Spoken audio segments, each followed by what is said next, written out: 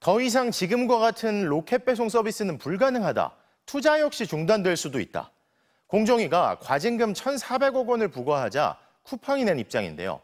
그러면서 다음 주 예정됐던 부산 첨단 물류센터 기공식을 실제로 취소해버렸죠. 어떻게 생각하십니까?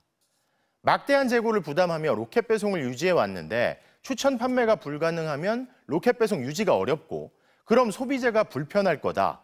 게다가 리뷰 조작도 안 했는데 공정위가 이러면 안 된다는 겁니다. 자, 그런데 후발주자로서 막 성장할 때는 그런 재고 부담과 막대한 적자를 감수하면서도 로켓 배송을 유지했던 쿠팡인데 정상에 오르고 흑자가 난 뒤에는 회원 요금을 인상하고 공정위 결정이 나오자 부담이 너무 크다면서 이젠 로켓 배송 못할 수 있다는 거죠. 공정위와 다툴 문제를 두고 소비자를 볼모로 잡는다는 얘기가 나오는 이유일 겁니다. 그래도 쿠팡 입장은 강경한 가운데 쿠팡 대표가 공정위 발표 전에 회사 주식을 판 걸로 나타나 또 다른 오해가 일기도 했습니다. 결국 로켓 배송이 있어서 쿠팡을 썼던 소비자들의 생각이 중요하겠죠. 임현주 기자가 취재했습니다. 어제 1시간 반가량 쿠팡에 대한 과징금 결정 배경을 설명했던 공정거래위원회는 오늘 또 자료를 내놨습니다. 공정위 제재로 로켓 배송 서비스 등이 축소될 거라는 쿠팡 측 주장을 반박하는 내용입니다. 공정위는 로켓 배송이나 일반적인 상품 추천을 하지 말라는 게 아니라며 배너나 검색 광고 등 정상적인 수단을 활용하라는 뜻이라고 밝혔습니다. 공정위 관계자는 MBC에 소비자를 속인 게 잘못됐다는 건데 로켓 배송을 접는다고 반발하는 건 국민을 볼모로 협박하고 억지를 부리는 것이라고 밝혔습니다.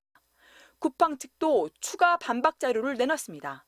임직원이 작성한 후기는 전체 리뷰 가운데 0.3%에 불과하는 등 극히 일부이고 오히려 임직원 별점이 일반인 체험단 평균보다 낮았다면서 리뷰 조작이 없었다는 겁니다. 그러면서 MBC 측에 입점한 중개업체들이 이른바 갑질 피해를 봤다고 한다면 그나마 이해가 가지만 소비자 피해로 이어졌다는 공정위의 판단은 이해하기 어렵다고 밝혔습니다. 하지만 정작 현 상황을 지켜보는 소비자의 반응은 냉담합니다. 고객들이 더 현명한 선택을 할 수 있는 폭을 좁히는 게 아닌가, 또 일종의 갑질이 아닌가라는 생각이 듭니다.